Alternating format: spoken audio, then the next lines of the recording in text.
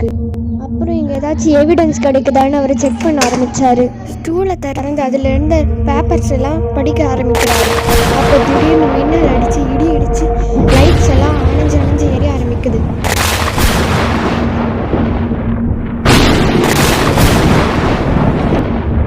உடனே அவர் அங்கேருந்து வேகமாக போய் ஒரு கப்போட திறக்கிறாரு. அப்போ அங்கே இருந்த லைட் அவர் அங்கே யாராச்சும் இருக்காரான்னு பார்க்குறாரு. அங்கே இருந்த டாக்குமெண்ட்ஸை படித்து பார்த்துட்டு போயிட்டுருக்காரு. அவர் கதவு திறக்கிறாரு, ஆனால் அது திறக்கவே மாட்டேங்குது. அவருக்கு லைட்டாக பயம் வர ஆரம்பிக்குது.